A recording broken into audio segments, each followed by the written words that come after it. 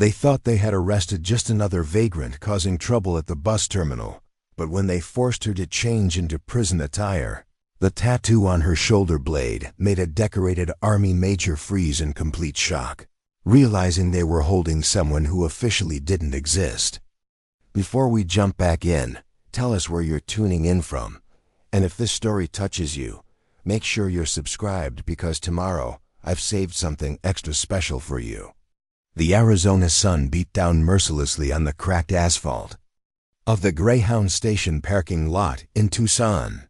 Detective Maria Santos wiped sweat from her brow as she approached the weathered woman sitting alone on the concrete steps, a faded military surplus duffel bag at her feet.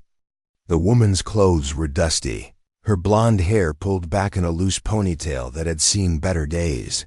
But something about the way she sat caught Maria's attention.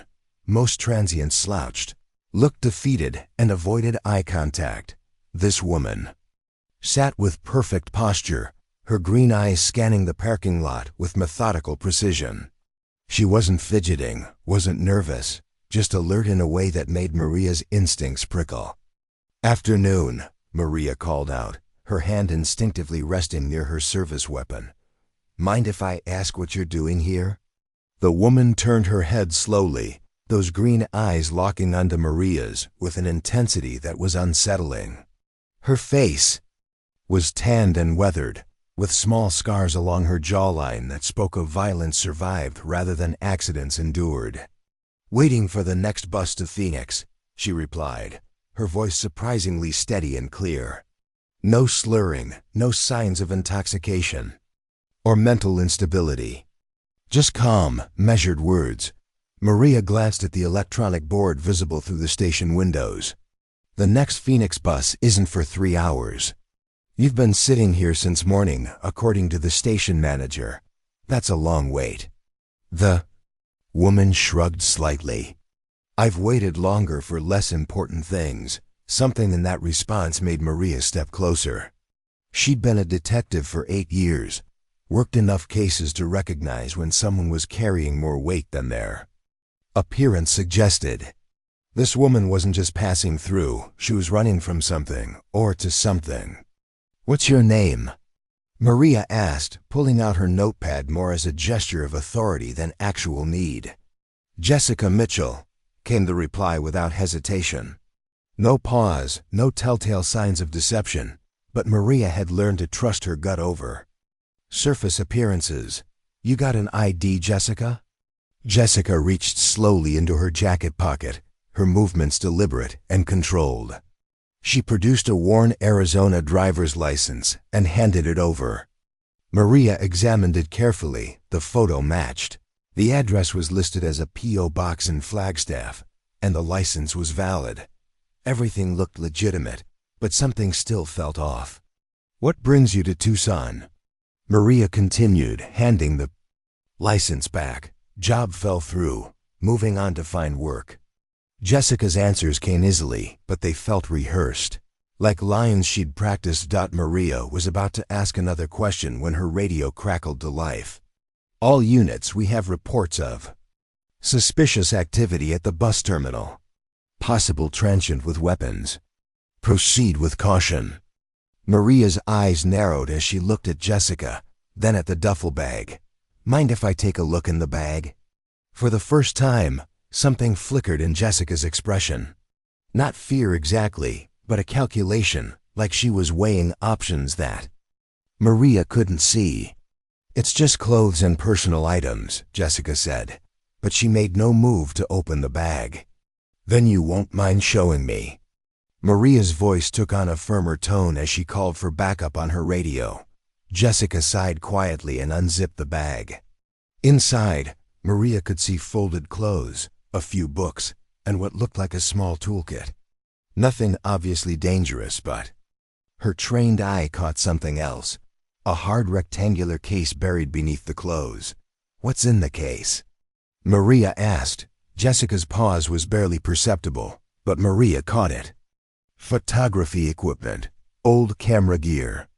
Maria's partner, Detective Ryan Torres, arrived just as she was processing this information.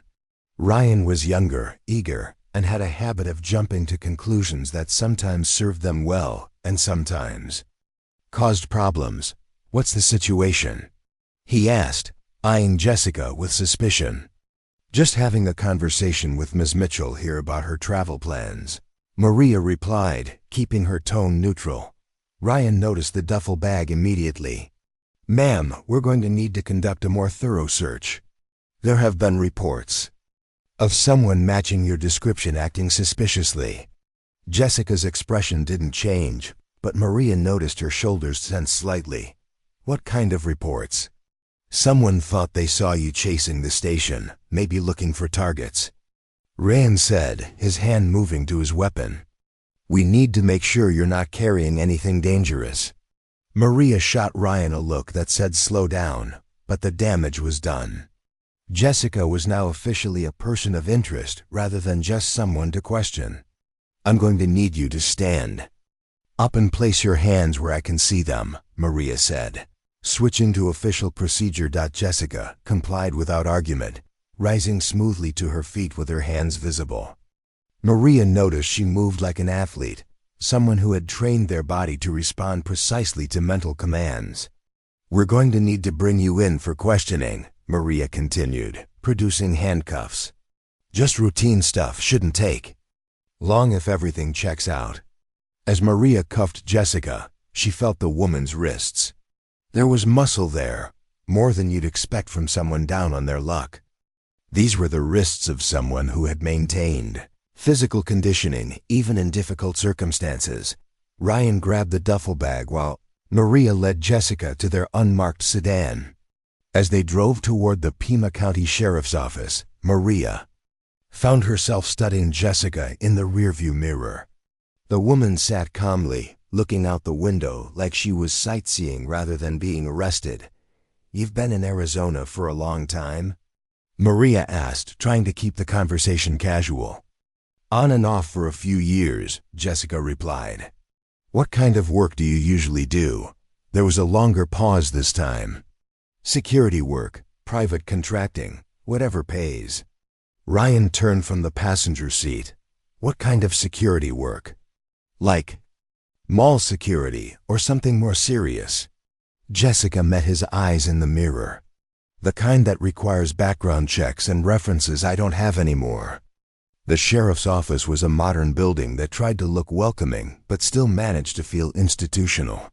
As they processed Jessica through booking, Maria noticed more details that didn't quite fit the profile of a down-and-out drifter. Jessica's teeth were in excellent condition, suggesting regular dental care. Her posture never wavered, even when sitting in uncomfortable plastic chairs. And when they took her fingerprints, Maria noticed calluses on her hands that spoke of regular weapons training. "We're going to need you to change into county attire," the booking officer, Deputy Laura Kim, explained as she led Jessica to a small changing room. "Standard procedure for anyone staying overnight." Jessica nodded understanding and entered the small room. Deputy Kim waited outside, following protocol that required supervision. During clothing changes for security purposes, what happened next would change everything. As Jessica removed her worn denim jacket, Deputy Kim caught sight of something that made her breath catch. On Jessica's left shoulder blade, partially hidden by her tank top, was a tattoo that Deputy Kim recognized from her military days. It wasn't large, maybe 3 inches across, but it was unmistakable. A precision rifle crossed with a spotter's scope, surrounded by specialized military insignia that most people would never recognize. But Deputy Kim had served 2 tours in Afghanistan with Army intelligence, and she knew exactly what she was looking at. That tattoo represented something that officially didn't exist anymore. A specialized sniper unit that had been disbanded years ago after completing missions so classified that their very existence was denied. Deputy Kim's hands trembled slightly as she helped Jessica into the Orange County jumpsuit. Her mind was racing, trying to reconcile what she was seeing with what she knew about military structure and operations. "Ma'am," Deputy Kim said quietly, "I'm going to need to report that tattoo." Jessica turned to look at her, and for the first time since her arrest, there was something different in her expression. Not fear, but a kind of resigned recognition. "You know what it means," Jessica said. It wasn't a question. Deputy Kim nodded slowly. "I served. I know enough to know I probably don't know enough." "Then you know why you need to make that call." Deputy Kim escorted Jessica to a holding cell, but instead of going through the standard booking completion, she went straight to her supervisor. Sergeant Mike Hernandez was a 20-year veteran who had seen everything the county had to offer, but when Deputy Kim described what she'd seen, his expression grew serious. "You're absolutely certain about the tattoo?" he asked. "Sergeant, I've seen the military in my whole career. This wasn't something you get at a tattoo parlor near a base. This was unit-specific, highly specialized, and from what I know about those designations, it's from a group that was supposed to be dissolved years ago." Sergeant Hernandez pulled up Jessica's file on his computer. The basic information was their driver's license, no outstanding warrants, and no criminal history. But when he ran her name through military databases, he hit walls. Not dead ends, but active security blocks that required federal clearance to bypass. Preparing and narrating this story took us a lot of time, so if you are enjoying it, subscribe to our channel. It means a lot to us. Now back to the story. "Kim," he said finally, "I'm making some calls. Keep her isolated, no general population. No visitors without my approval. And don't discuss this with anyone else." As word spread quietly through the appropriate channels, Jessica sat in her holding cell with the same calm demeanor she'd maintained since her arrest. She wasn't pacing, wasn't making phone calls, and wasn't demanding lawyers. She simply sat on the narrow bench, hands folded, looking like someone who had been expecting this moment for a long time. What none of them knew yet was that Jessica Mitchell's arrest had already triggered automated alerts in systems far from Arizona. Her name, flagged years ago with the highest levels of military intelligence, was now pinging on screens in Washington, D.C., at facilities that didn't appear on any public maps, and in the private offices of contractors who dealt with problems that regular law enforcement was never meant to handle. The woman they thought was just another transient was actually someone who had been living in the shadows for years, someone whose skills and knowledge made her both an asset and a liability to people in positions of power. And now, by the simple act of changing clothes in a county jail, she had revealed herself to a system that had been looking for her for a very long time. Major Robert Hayes of Army Intelligence received the call while he was reviewing budget reports in his sterile office at Fort Huachuca, just 90 miles from where Jessica sat in custody. The voice on the other end of the secure line was clipped, professional, and carried the weight of urgency. "Sir, we have a situation in Tucson. A detainee." With markings consistent with Unit Viper 7, Major Hayes set down his pen carefully. Unit Viper 7 was a designation that appeared in no official records, a ghost unit that had operated in the deepest shadows of military operations. Its members were supposed to have been reassigned or retired through channels that left no traces. "Ah, we certain about the identification?" he asked. "Positive ID on the tattoo, sir. The deputy who spotted it is a former military intelligence, knows what she's looking at. The detainee hasn't requested counsel, hasn't made any demands. She's just waiting." Major Hayes looked at his watch. If he left now, he could be in Tucson within 2 hours. But first, he needed to make his own calls to people who would want to know immediately that someone from Unit Viper 7 had surfaced. "Keep her isolated. I'm en route, and make sure no one else sees that tattoo until I get there." As Major Hayes gathered his things and headed for his car, he found himself wondering what could have driven a Viper 7 operative out of the shadows. These weren't people who got arrested accidentally. They were ghosts who knew how to stay invisible, how to move through the world without leaving traces. If Jessica Mitchell was sitting in a county jail cell, it was because she wanted to be there.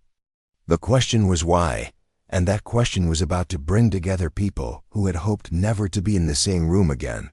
The fluorescent lights in the Pima County Sheriff's Office hummed with that particular frequency that made everyone slightly on edge. Detective Maria Santos poured her third cup of coffee since bringing Jessica Mitchell in, her mind still turning over the inconsistencies in their arrest. Something about the woman didn't add up, and the sudden flurry of activity from supervisors only confirmed her suspicions. Sergeant Hernandez emerged from his office, his expression more serious than Maria had seen in months. Behind him walked a man she didn't recognize, tall, broad-shouldered, wearing a crisp white shirt and dark slacks that screamed federal authority, even without a badge visible. "Santos Torres," Hernandez called out. "Conference room now." The feel. Man introduced himself as Agent David Crawford from the Department of Defense Criminal Investigative Service. His handshake was firm, his eyes the kind that missed nothing, and his presence immediately shifted the entire dynamic of the room. "I understand you brought in a woman named Jessica Mitchell earlier today," Crawford said without preamble. "I need to know everything about the arrest, every detail of your interaction with her, and I need to review any evidence you've collected." Maria exchanged glances with Ryan. "Sir, with respect, this was a routine pickup. Suspicious activity at the bus terminal, possible vagrancy. Nothing that would normally attract federal attention." Crawford's expression didn't change. "Detective Santos, there's nothing routine about Jessica Mitchell. What exactly did she tell you about her background?" Ryan spoke up, eager to be helpful. "She said she did security work, private contracting. Claimed a job fell through and she was heading to Phoenix for work." "Did she mention any military service?" "No, sir," Maria replied. "But there were things about her that suggested training. The way she moved, how she stayed calm during arrest, her physical condition. She's not your typical transient." Crawford nodded as if this confirmed something he already knew. "I'm going to need to speak with whoever processed her booking. There are specific security protocols that need to be followed with this individual." Sergeant Hernandez shifted uncomfortably. "Agent Crawford, our people followed standard procedure. If there's something we should know about this woman—" "There's a lot you should know," Crawford interrupted. "But most of it is classified at levels that don't exist in county law enforcement. What I can tell you is that Jessica Mitchell possesses information and training that make her a person of significant federal interest." Maria's detective instincts kicked into high gear. "What kind of information? Are we talking terrorism, espionage, what?" Crawford studied her for a moment before answering. "We're talking about someone who was involved in operations that officially never happened, in places that don't appear on maps, doing work that can't be acknowledged. The fact that she's sitting in your holding cell right now is either a massive security breach or something much worse." "Worse how?" Ryan asked. "Worse as in she wants to be here. People with her background don't get arrested accidentally. They're trained to avoid detection, to disappear, to become invisible when they need to. If Jessica Mitchell is in custody, it's because she chose to be." The implications of that statement settled over the room like a weight. Maria found herself thinking back through their interaction at the bus terminal, reconsidering every response Jessica had given. "Agent Crawford," she said slowly, "are you saying she wanted us to arrest her?" "I'm saying that someone with her skill set doesn't end up waiting at a bus terminal in broad daylight unless they have a reason. The question is what that reason might be." Crawford turned to Sergeant Hernandez. "I need to see her, but first I want to talk to whoever observed the tattoo during booking." Deputy Lovra Kim was called into the conference room, her military bearing evident as she stood at attention. Despite being in civilian law enforcement, Crawford's entire demeanor shifted when he saw her, recognizing a fellow veteran. "Deputy Kim, I understand you have military experience." "Yes, sir. Army intelligence, 2 tours in Afghanistan, discharged as staff sergeant." "And you recognized Significance in the detainee's tattoo. Kim nodded carefully. The design elements suggested specialized unit designation, sir. Not something you'd see from regular infantry or support personnel. Crawford leaned forward. Describe exactly what you saw. Precision rifle crossed with spotter scope, surrounded by designations I recognized as special operations markers. The artwork was professional grade, not typical base tattoo shop work. The placement and size suggested it was meant to be concealed under normal clothing. Did the subject react when you noticed the tattoo? She knew I recognized it, sir. Asked. If I knew what it meant, seemed resigned when I said I'd have to report it. Crawford stood and walked to the window overlooking the booking area. Deputy Kim, in your intelligence work, did you ever encounter references to units that operated without official designation? Kim hesitated. Sir, there were always rumors about teams that worked outside normal command structure. Black operations. Deep cover assignments. But nothing I ever had direct knowledge of. The tattoo you saw represents one of those rumors. Unit Viper 7 was a specialized sniper and reconnaissance team that operated in some of the most hostile environments on Earth. Officially, it never existed. Unofficially, it was responsible for operations that prevented several international incidents from becoming full-scale conflicts. The room fell silent as Crawford continued. The unit was disbanded 3 years ago after a mission in Syria went wrong. Most of the team was killed or missing, presumed dead. The survivors were reassigned through channels that erased their involvement completely. Maria felt pieces clicking into place. So Jessica Mitchell is supposed to be dead? According to official records, there's no Jessica Mitchell who served in Unit Viper 7, but that tattoo says otherwise. Crawford moved toward the door. I need to speak with her now. This conversation stays in this room, and anyone who is involved in her processing needs to understand that discussing this situation with anyone outside this office could compromise national security. As they walked toward the holding cells, Crawford's phone buzzed with an encrypted message. He read it quickly, his expression growing darker. Change of plans, he said. We have movement on this situation. Other parties are taking interest in our detainee. What kind of other parties? Sergeant Hernandez asked. The kind that don't wear badges and don't follow the same rules we do. They reached the holding area where Jessica sat exactly as she had hours earlier, calm and motionless on the narrow bench. When she saw Crawford approaching, something shifted in her expression, not surprise, but acknowledgement. Agent Crawford, she said as he stopped in front of her cell. I was wondering when you'd show up, Miss Mitchell, or should I use your real name? Jessica's smile was thin and held no warmth. Jessica Mitchell is real enough for current purposes. The other names aren't relevant anymore. Crawford gestured for the others to step back, giving them privacy for conversation. What are you doing here, Jessica? 3 years of perfect invisibility.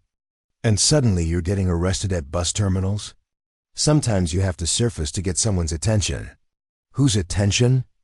Jessica stood and moved to the bars, her voice dropping low enough that only Crawford could hear clearly. People have been looking for survivors from Viper 7, not official people. Private contractors, foreign intelligence, arms dealers who want to know what happened to certain equipment that went missing during our last operation. Crawford's jaw tightened. The Syria operation, among others. Turns out when you erase people from official records, you also erase their protection. Some of us have been getting picked off, quietly, one by one. Car accidents, home invasions, overdoses, all very convenient. So you decided to surface in a controlled environment. I decided to surface somewhere with witnesses, official records, and federal oversight. It's hard to make someone disappear when they're already in the system. Crawford processed this information, understanding immediately why Jessica's arrest was both a protection and a massive complication. Who else knows you're here? By now, probably everyone who's been looking for me. Digital fingerprints, facial. Recognition, the arrest report that went into official databases an hour ago. I'd say we have maybe 6 hours before this becomes a very different kind of situation. What kind of situation? Jessica's green eyes held his steadily, the kind where people start dying to keep secrets buried. From behind Crawford, Maria Santos had caught enough of the conversation to understand that their simple arrest had just become something far more dangerous. She watched Jessica's body language, noting the way she positioned herself, how she kept track of everyone's movements, the casual way she assessed the structural features of the holding cell.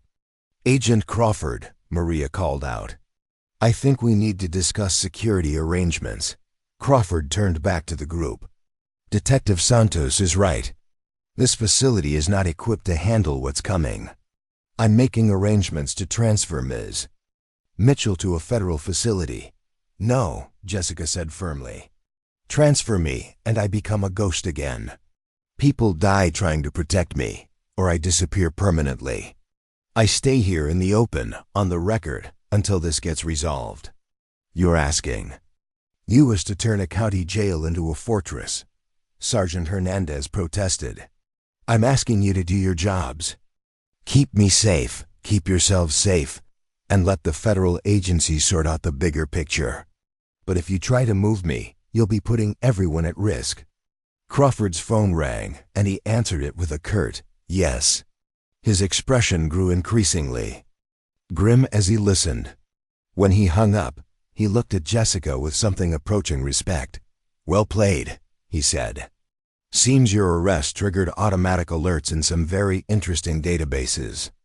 We've got inquiries from 3 different federal agencies, 2 private military contractors, and at least 1 foreign intelligence service." "All in the last hour?" Maria asked. "All in the last 20 minutes, Miss Mitchell's appearance in official records has caused what we might call a significant stir in certain communities." Jessica sat back down on the bench, her posture relaxed despite the implications of Crawford's words. "So now everyone knows where I am. The question becomes who gets here first, and what they're willing to do when they arrive." "This is insane," Ryan muttered. "We picked up someone for loitering, and now we're talking about foreign intelligence services." Crawford looked at him seriously. "Detective Torres, you picked up someone who has spent years being hunted by people who kill for a living. The fact that she chose to surface here, in your jurisdiction, means you're now part of something much larger than a county law enforcement operation." As if summoned by his words, the lights in the building flickered momentarily. Everyone looked up, then at each other. "Power grid," Sergeant Hernandez said, but his voice carried uncertainty. Jessica's expression sharpened. "How long has it been since the arrest report was filed?" Crawford checked his watch. 93 minutes. Then they're already here. The lights flickered again, longer this time, and in the distance, they could hear the faint sound of vehicles approaching. Not the usual traffic pattern of the area, but the deliberate movement of multiple vehicles converging on a specific location. "Agent Crawford," Jessica said quietly, "I hope your people are very good at their jobs, because mine were the best at theirs. And everyone who's coming tonight learned from the same playbook we did." The sound of approaching vehicles grew clearer through the desert night air. Agent Crawford pulled out his phone and speed-dialed a number, while moving toward the front windows of the sheriff's office. His conversation was brief and conducted in the kind of military shorthand that left civilians understanding only fragments. "ETA on backup," he said into the phone. "Copy that. Maintain a perimeter but do not engage unless fired upon." He ended the call and turned to Sergeant Hernandez. "How many deputies do you have on duty tonight?" 6 in total, including Santos and Torres. 2 are on patrol, 1's handling dispatch, and we've got a rookie doing paperwork." Crawford processed this quickly. "Not enough if this goes sideways. I need you to lock down the building, kill all non-essential lights, and get your people into defensive positions." "Defensive positions?" Maria Santos stepped forward. "Agent Crawford, What exactly are we defending against? Before he could answer, the building's main power went out completely, plunging them into darkness broken only by the red glow of emergency lighting. The backup generator kicked in after a few seconds, but the message was clear: whoever was outside had just demonstrated their capability. Jessica's voice came from the holding cell, calm despite the circumstances. Generators in the back of the building, probably unguarded. They'll cut that next if they want to make a move. Right now they're just letting you know they're here. Deputy Kim moved to a window and peered through the blinds. One count at least. 4 vehicles positioned around the building perimeter. No visible occupants, but they're arranged in a pattern that blocks all the main exits. Crawford cursed under his breath. Professional positioning meant they were dealing with people who understood tactical operations. Jessica, how many people are we likely facing? Depends on who got here first. If it's private contractors, probably 8 to 12 operatives. If it's foreign intelligence, it could be fewer but better equipped. If it's the people who've been hunting Viper 7 survivors, all bets are off. Ryan Torres checked his service weapon nervously. This is crazy. We're county law enforcement, not special forces. We don't have the training or equipment for this kind of situation. Then you better learn fast, Jessica replied. Because those people outside view you as obstacles, not law enforcement. They'll go through you to get to me without hesitation. Crawford's phone buzzed with a text message. He read it and his expression grew even grimmer. Federal backup is 20 minutes out. We need to hold the position until then. Sergeant Hernandez was coordinating with his patrol units via radio when the static-filled voice of Deputy Anderson crackled through. Sergeant, we've got a problem.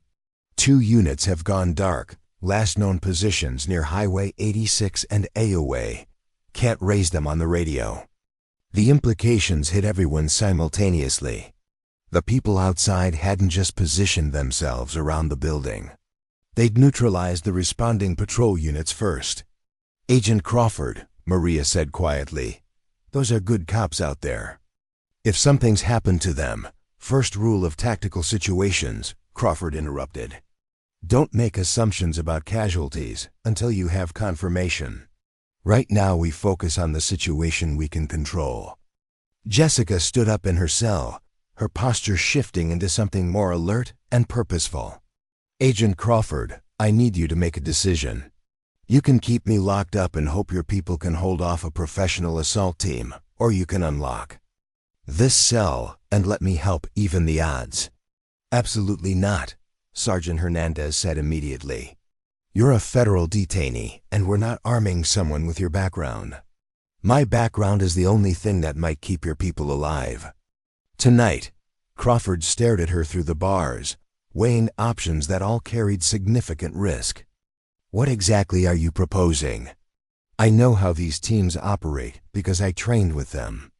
I know their equipment, their tactics, their protocols. More importantly, I know their weaknesses. Deputy Kim moved closer to the group. Sir, she's right about one thing.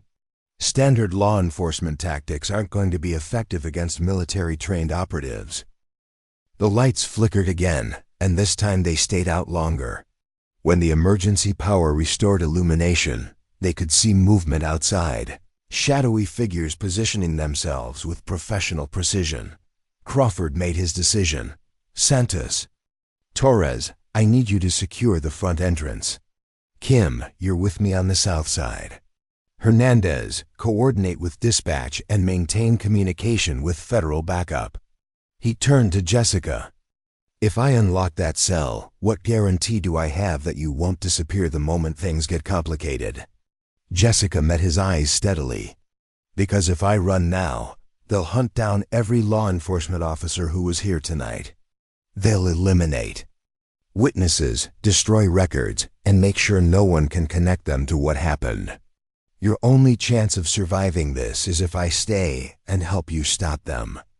The sound of breaking glass came from the rear of the building, followed by the distinctive pop of smoke canisters being deployed.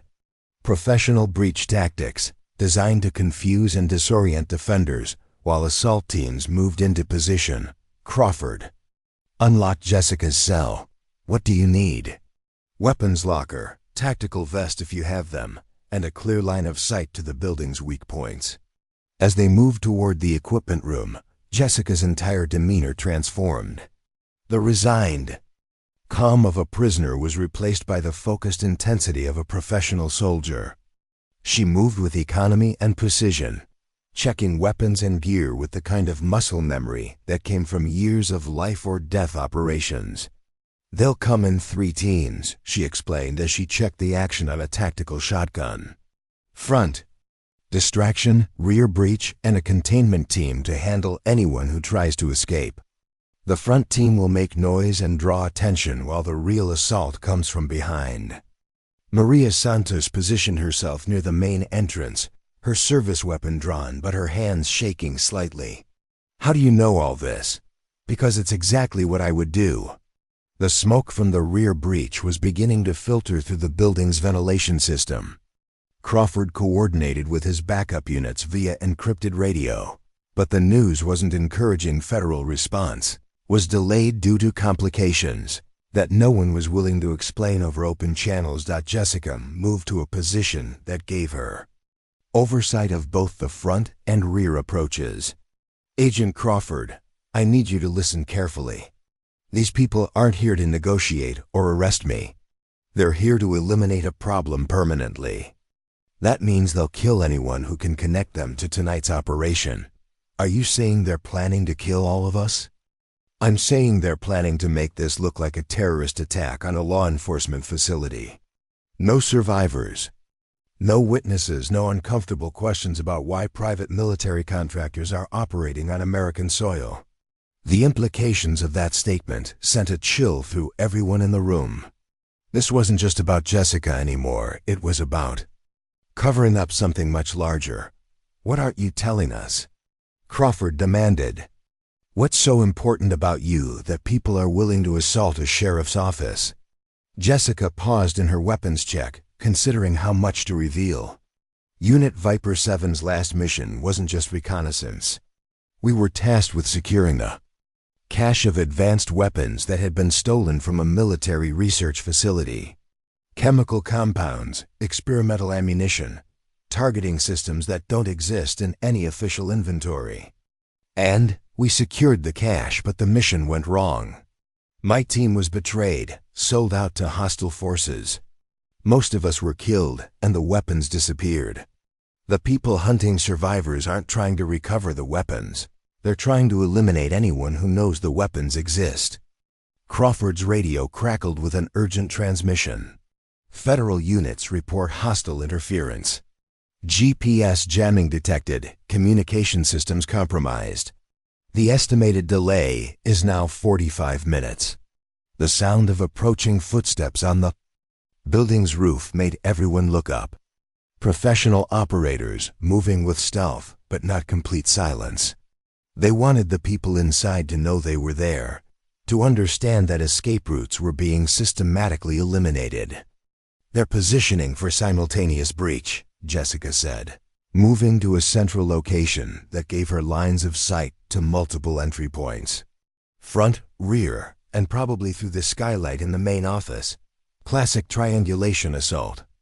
Deputy Kim crouched near a window, her military training evident in her positioning and weapon handling.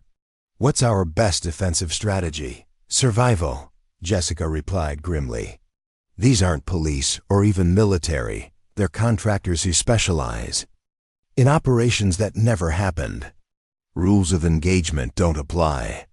The first flashbang exploded near the front entrance, followed immediately by the crash of the front door being breached. Tactical teams poured through the smoke, their movements coordinated and professional. But instead of the disorganized resistance they expected, they met return fire from positions that had been carefully chosen to maximize defensive advantage. Jessica's tactical knowledge proved invaluable. She had positioned the defenders to create crossfire zones, that forced the attackers into unfavorable positions. Her understanding of breach tactics allowed her to predict where the assault teams would emerge and prepare accordingly. "Contact!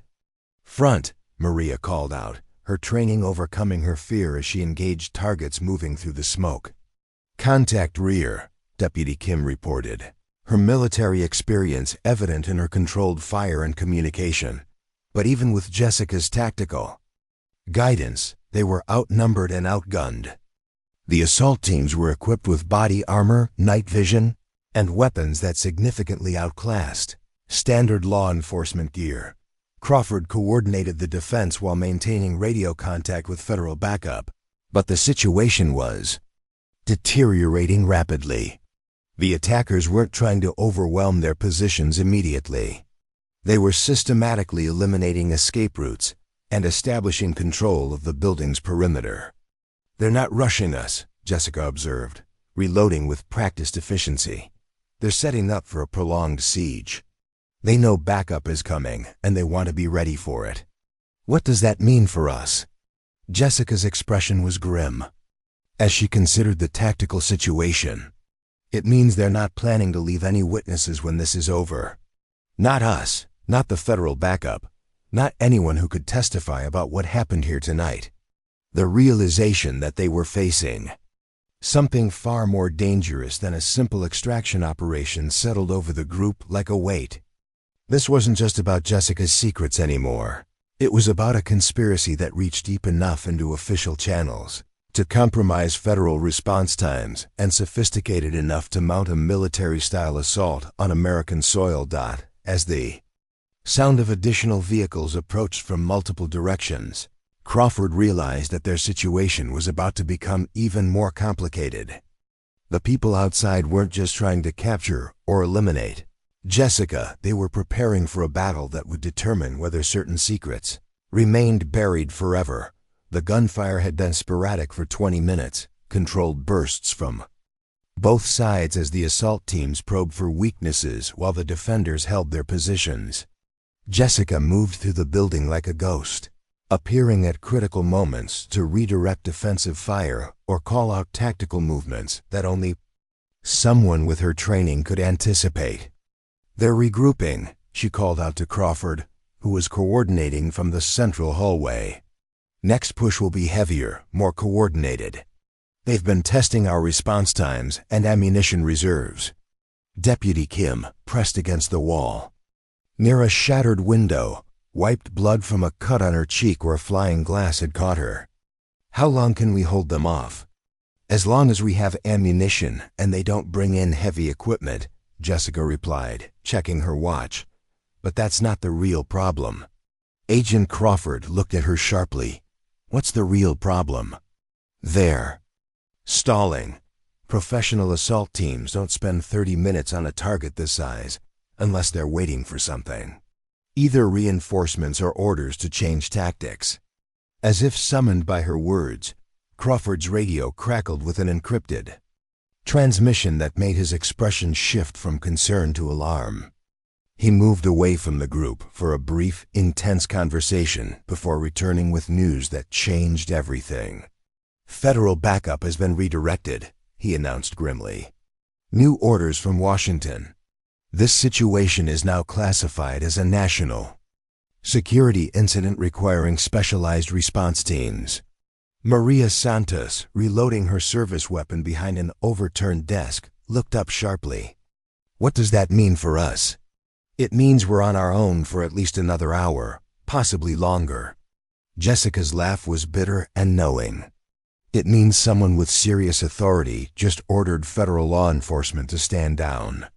The people outside aren't just contractors, they have official protection." The implications hit everyone simultaneously. This wasn't a rogue operation. It was sanctioned at levels that could override normal law enforcement response protocols. Ryan Torres, his uniform torn and stained with sweat, voiced what everyone was thinking. "Are you telling us our own government is behind this?" "I'm telling you that the weapons my unit secured 3 years ago were worth enough to kill for then, and they're worth enough to kill for now." Someone wants those weapons bad enough to risk a military assault on American soil. Crawford's secure phone buzzed with another message. His face went pale as he read it. "Jessica, I need to know exactly what kinds of weapons we're talking about. The message I just received suggests the situation is about to escalate beyond anything we've prepared for." Jessica moved to a window and carefully observed the positions outside. The assault teams had shifted their deployment, and new vehicles were arriving that looked distinctly different from the tactical vans that had started the siege. Experimental ammunition designed to penetrate any known body armor, chemical compounds that could contaminate entire city blocks, and targeting systems that could turn any rifle into a precision weapon at ranges previously impossible. She paused, studying the new arrivals outside. But the most dangerous thing we secured was intelligence data proving that the weapons were being sold to foreign buyers by someone inside the Pentagon. Crawford felt the pieces falling into place with horrifying clarity. So this isn't just about recovering stolen weapons. It's about eliminating evidence of treason, evidence and witnesses. The new vehicles outside disgorged personnel wearing different gear, more sophisticated, more heavily armed, and moving with the kind of precision that suggested military rather than private contractors. Deputy Kim, whose military background allowed her to recognize equipment and tactics, called out urgently, "Those aren't contractors anymore. That's military hardware, military communications gear. Someone just upgraded this operation." Jessica's expression hardened as she identified vehicles and equipment that shouldn't exist outside classified military installations. Those are network specialists, the kind of people who make problems disappear permanently. A new voice came over a loudspeaker outside, calm and professional. "This is Colonel Marcus Webb, United States Army Special Operations. This facility is now under federal jurisdiction. All personnel will evacuate immediately through the front entrance with hands visible. You have 5 minutes to comply." Crawford keyed his radio to respond, but Jessica grabbed his arm. "Don't answer. That's not a rescue, that's an execution squad." "How can you be sure?" "Because Colonel Webb was my commanding officer in Viper 7. He's supposed to be dead, killed in the same operation that destroyed my unit. If he's here, it means the betrayal goes all the way to the top." The revelation that Jessica's former commanding officer was leading the assault added a personal dimension to the tactical nightmare they were facing. This wasn't just about stolen weapons or classified intelligence. It was about eliminating the last witnesses to a conspiracy that reached into the highest levels of military command. Crawford made a decision that would determine whether any of them survived the night. Instead of responding to Webb's ultimatum, he switched his radio to an emergency frequency and began broadcasting in the clear, documenting everything they had learned about the weapons cache, the conspiracy, and the involvement of military personnel in the assault. "What are you doing?" Maria demanded. "Creating a record. If we don't make it out of here, at least someone will know what really happened." Jessica moved to a position that gave her a clear view of the building's approaches. Webb's people won't wait much longer. They know federal agencies are monitoring police frequencies, and they can't risk this becoming public knowledge. As if responding to her prediction, the assault teams outside began their final approach. But instead of the gradual probing they had employed earlier, this was a coordinated, overwhelming assault designed to end resistance quickly and permanently. Explosive charges detonated simultaneously at 3 entry points, filling the building with smoke and debris. Through the chaos came heavily armed figures moving with military precision, their night vision equipment and body armor making them nearly invulnerable to standard police weapons. Jessica grabbed a rifle from their makeshift armory and took position at a corner that provided overlapping fields of fire. Her training took over completely, and suddenly the calm woman who had sat quietly in a holding cell was replaced by the lethal operative she had once been. Her first shot dropped an assault team leader before he cleared the breach point. Her second disabled the communications equipment of another operative, cutting him off from his team's coordination. Each shot was precise, calculated, designed to maximum tactical advantage rather than simple elimination. "Kim, cover the east window," she called out while changing positions. "Santos, hold the hallway but be ready to fall back. They're going to try to flank us through the office complex." Deputy Kim's military training proved invaluable as she coordinated with Jessica's tactical calls. Between them, they created a defensive network that turned the attackers' advantages into liabilities, forcing them to fight in confined spaces, where their superior equipment was less effective, but the assault teams had advantages beyond equipment and training. They knew the building's layout from reconnaissance. They had thermal imaging that revealed defensive positions, and they had overwhelming numerical superiority. Crawford found himself fighting alongside people whose backgrounds and motivations he was still learning, united only by the immediate need to survive. His federal training had prepared him for many situations, but not for combat against military specialists operating with official sanction.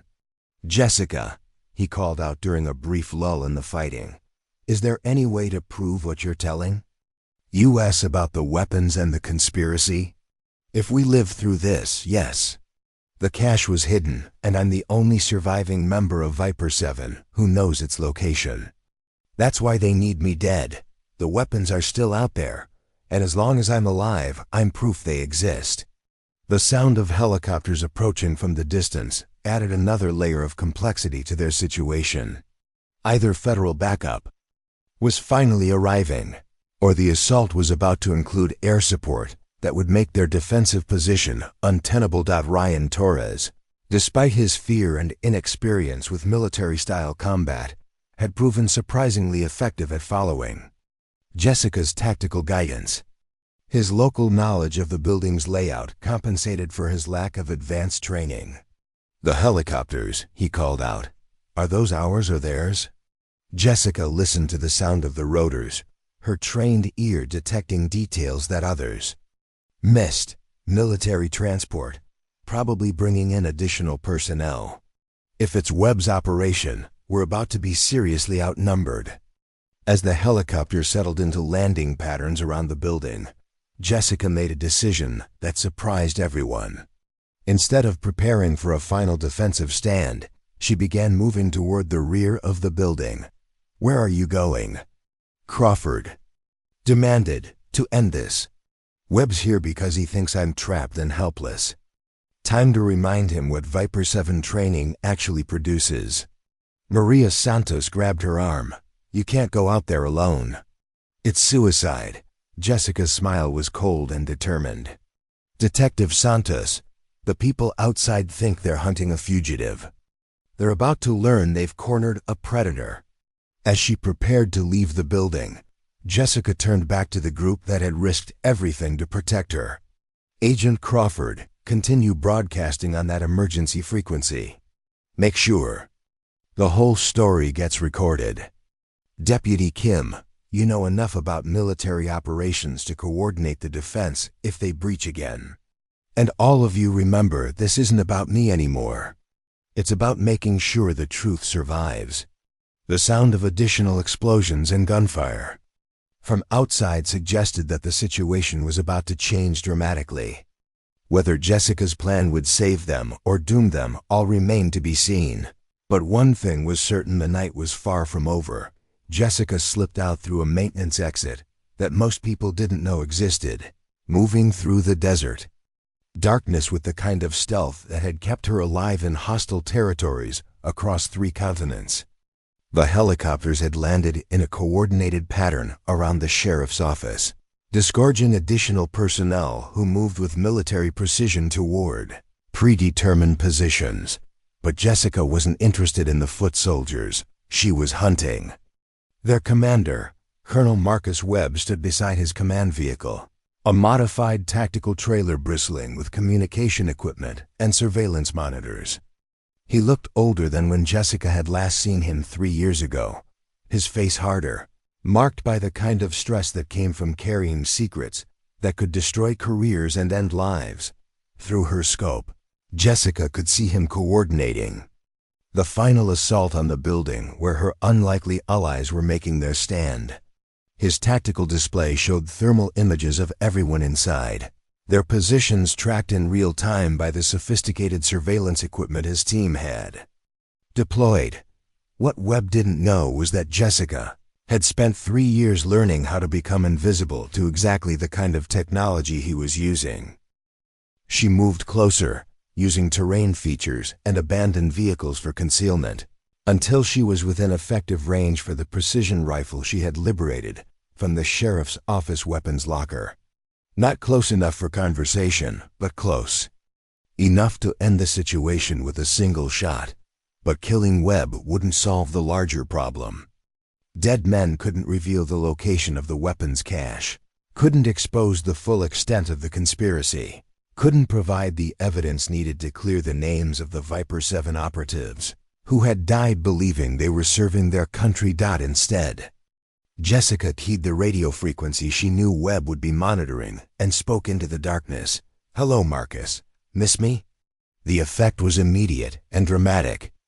Webb spun toward his communications equipment, his face showing the first genuine emotion Jessica had seen from him: shock, recognition, and something that might have been fear. "Jessica, I was wondering when you'd surface. Were you? Or were you hoping I'd stay buried with the rest of the team?" Webb's tactical teams paused in their assault preparations, responding to hand signals from their commander as he shifted focus from the building to the surrounding area. Thermal imaging equipment swiveled to scan for heat signatures, but Jessica had positioned herself in a location that masked her body temperature against the background. "You know why I'm here," Webb said into his radio. "The weapons you secured in Syria can't be allowed to fall into the wrong hands."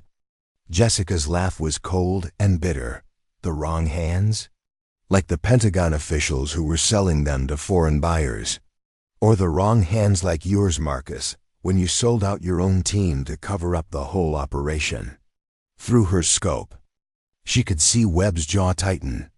Even at this distance, even after 3 years, she could read his body language like a book. He was calculating, weighing options, trying to determine how much she knew and how much she could prove. "The Syria operation was compromised from the beginning," he said. "Intelligence failures, security breaches. Your team walked into a trap." "My team walked into a trap you set. You knew the weapons buyers would be there. You knew they had military-grade equipment. And you sent us in anyway because dead operatives can't testify about what they've seen." Inside the sheriff's office, Agent Crawford was monitoring the radio exchange while coordinating the defense with the remaining deputies. The conversation between Jessica and Webb was being broadcast on the emergency frequency, creating a real-time record of confessions and accusations that federal agencies across the Southwest were now monitoring. "She's getting him to talk," Crawford said to Deputy Kim. "If she can keep him engaged long enough, we'll have enough recorded evidence to bring down the entire conspiracy." But Webb was too experienced to be drawn into detailed confessions over open radio frequencies. Instead, he began issuing new orders to his assault teams, directing them to shift from a siege mentality to an active search and destroy mission. "All units' target is in the field, approximately 200 meters from the command post. Thermal imaging shows a single heat signature using natural concealment. Rules of engagement are now shot on sight." Jessica had expected this response. Webb couldn't afford to let her continue broadcasting, and he couldn't risk a prolonged standoff that might attract additional federal attention. She began moving immediately, using the desert terrain to break line of sight with the thermal imaging equipment while maintaining her position relative to the command post. "Running again, Jessica?" Webb's voice carried a taunting edge. "How long do you think you can keep this up? You're alone, outgunned, and outnumbered. Surrender now, and I'll make sure your death is quick. Like you made sure the team's deaths were quick in Syria." Jessica's voice came from a different location now, forcing Webb's technical teams to recalibrate their search equipment. She was using techniques learned in asymmetric warfare, turning the attacker's technological advantages into liabilities by staying mobile and unpredictable. The team died because the mission parameters changed. Enemy forces were stronger than intelligence indicated. I made the tactical decision to abort and extract surviving personnel. You made the tactical decision to call in an airstrike on our position while we were still engaged with enemy forces. Friendly fire officially. Convenient way to eliminate witnesses to the weapon sales. Webb's command vehicle showed increased activity as his staff worked to triangulate Jessica's position. But she had learned from the best teachers and military. Instructors who had spent decades perfecting the art of remaining invisible to enemy surveillance. Deputy Kim, monitoring the radio exchange from inside the besieged building, recognized tactical patterns from her own military experience. She's using classic sniper doctrine, maintaining mobility while keeping the target engaged. But she can't keep it up indefinitely. Maria Santos, pressed against a wall near a shattered window, asked the question everyone was thinking. What happens if they find her out there? Agent Crawford answered grimly. Then we lose our best source of intelligence about the conspiracy, and probably our best chance of surviving the night. Outside, Jessica was implementing a plan that would either end the siege or doom everyone involved. She had identified the weak point in Webb's operation, his need to maintain operational security while conducting an illegal assault on American soil. Marcus, I'm curious about something. How did you explain this operation to your superiors? Military assault on a county sheriff's office, multiple federal agencies involved, classified weapons potentially exposed to civilian law enforcement. That's a lot of paperwork for a simple recovery mission. Webb's response revealed more than he intended. This operation has full authorization from the highest levels of command. National security takes precedence over local law enforcement concerns. Whose authorization, specifically? Because I'm betting the people who signed off on this operation don't know the real reason you need me dead. Jessica was gambling that Webb's ego and his need to justify his actions would override his operational security. Military officers, even corrupt ones, were trained to follow proper authorization procedures. If Webb was operating with falsified or incomplete authorization, he would be vulnerable to official investigation. The authorization comes from people who understand the national security implications of advanced weapons technology falling into hostile hands. People who understand, or people who were involved in selling those weapons in the first place. Webb's silence was telling. Jessica pressed her advantage, broadcasting information that would force him to respond or risk losing control of the narrative. The weapons cache we secured in Syria wasn't just stolen property. It included prototypes that don't exist in any official inventory, chemical compounds that violate international treaties, and documentation proving that Pentagon officials were using black budget funds to develop weapons for sale to foreign buyers. Inside the command vehicle, Webb's staff was becoming increasingly agitated. The radio exchange was being monitored by multiple agencies, and Jessica's accusations were specific, enough to trigger official investigations that could expose the entire operation. Sir, one of his communications specialists said urgently, we're detecting increased federal monitoring of this frequency. Multiple agencies are recording this conversation.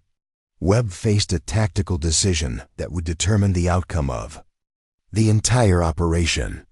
He could continue trying to locate and eliminate Jessica while risking further exposure of classified information, or he could end the assault and risk letting her escape with evidence that could destroy careers and expose criminal conspiracies. All units, adjust to the extraction protocol. Prepare for immediate withdrawal. But Jessica wasn't finished. She had spent 3 years preparing for this confrontation. And she wasn't going to let Webb escape justice by simply calling off his assault teams. Extraction protocol, Marcus.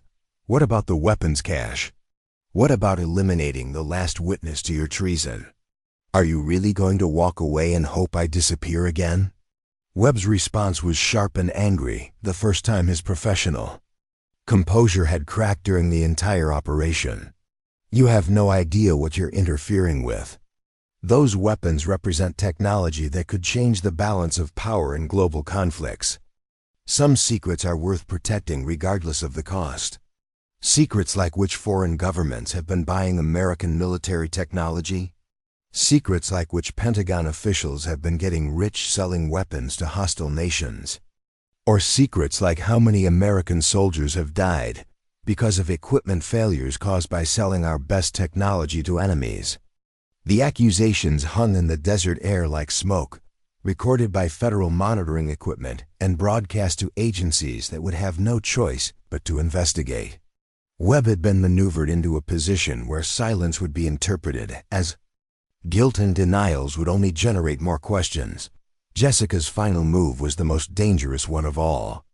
Instead of maintaining her concealed position, she began moving toward the command vehicle, betting that Webb's need to end the situation quietly would override his tactical advantage. I'm coming in, Marcus. Just you and me like old times. Let's finish this conversation face to face. The challenge was unmistakable, and Webb's response would determine whether the night ended with resolution or escalated into something that would make national headlines and trigger congressional investigations.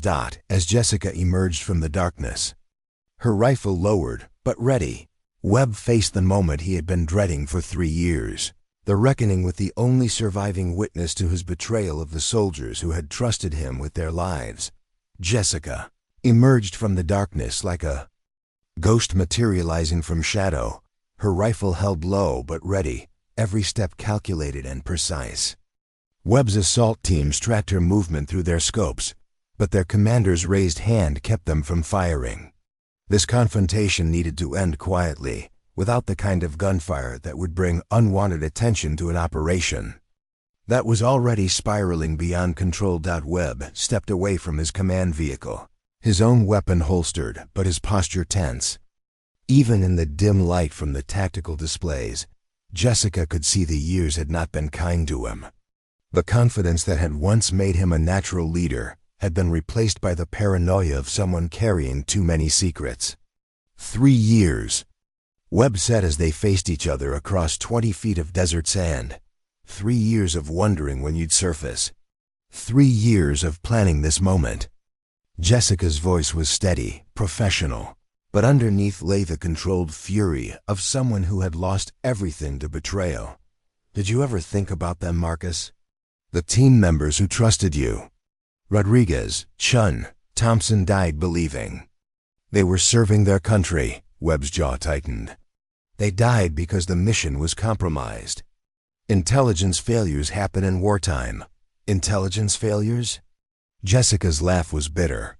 You sold us out before we ever left the base. The weapons buyers knew exactly when we'd arrive, exactly what route we'd take, exactly how many people were in our unit. That's not intelligence failure, that's calculated murder. Around them, Webb's assault teams maintained their positions but shifted nervously. They were professional soldiers following orders, but the conversation between their commander and the woman who had single-handedly disrupted their operation was raising uncomfortable questions about the nature of their mission. The weapons we secured were too dangerous to remain in official channels, Webb said, his voice taking on the tone of a man trying to convince himself as much as his audience. Black market sales to controlled buyers kept them out of terrorist hands while funding operations that Congress would never approve. Controlled buyers like the Syrian regime. Like Russian arms dealers? Like the same people who supplied the equipment that killed our team. Jessica's voice rose slightly, the first crack in her professional composure. You sold American military technology to our enemies, and then sent us to die when the operation became inconvenient. Webb's hand moved unconsciously toward his sidearm, and Jessica's rifle came up in response. The movement was fluid, practiced, the muscle memory of someone who had survived by being faster than her enemies. Easy, Marcus. We're just talking. From inside the sheriff's office, Agent Crawford was monitoring the confrontation through enhanced audio equipment. The conversation was being recorded by multiple federal agencies, creating evidence that would be impossible to suppress or deny. "Deputy Kim," he said quietly, "are your people ready for extraction if this goes sideways?" Kim nodded, her military training evident in her calm assessment of tactical options. "We've got clear routes to 3 different exits. If shooting starts, we can be out of the building in under 30 seconds. But Maria Santos was focused on something else. "Agent Crawford, if Jessica is right about the weapons cache, where is it?" She said she was the only survivor who knew the location. Crawford's expression grew thoughtful. That was indeed the key question. Jessica had risked everything to surface and confront Webb. The actual location of the stolen weapons remained a mystery that could determine the outcome of congressional investigations and criminal prosecutions. Outside, Webb was trying to regain control of a situation that had moved far beyond his original parameters. "Jessica, you have to understand the bigger picture. The weapons technology we developed could revolutionize modern warfare. In the right hands, it could prevent conflicts, save lives, and maintain global stability. In the right hands, Jessica." Repeated slowly. "And who decides which hands are the right ones? You?" "Pentagon officials who've been taking kickbacks from foreign governments. Arms dealers who sell to the highest bidder, regardless of political affiliation." Webb's composure finally cracked completely. "You have no idea what you're talking about. The decisions we made prevented those weapons from falling into the hands of terrorists, extremist groups, and hostile nations that would use them against American interests. By selling them to hostile nations that were already using weapons against American interests." The logical contradiction hung in the desert air like smoke. Webb's justifications were the desperate rationalizations of someone who had convinced himself that criminal acts were patriotic duty. Jessica pressed her advantage. "Marcus, it's over. The conversation we just had is being monitored by every federal agency with jurisdiction over military crimes. Your assault teams are following orders from someone who's about to be arrested for treason. Give them the order to stand down." Webb looked around at his personnel, seeing doubt in their expressions for the first time since the operation began. Professional soldiers were trained to follow orders, but they were also trained to recognize when those orders might be illegal. "Sir," one of his communication specialists called out from the command vehicle, "we're receiving priority transmission from CENTCOM. They're ordering immediate cessation of current operations and return to base for debriefing." The message that had reached them represented the inevitable result of Jessica's strategy. By forcing Webb to reveal details of the conspiracy over monitored radio frequencies, she had triggered automatic investigation protocols that even high-level conspirators couldn't override. Webb stared at Jessica with something approaching respect.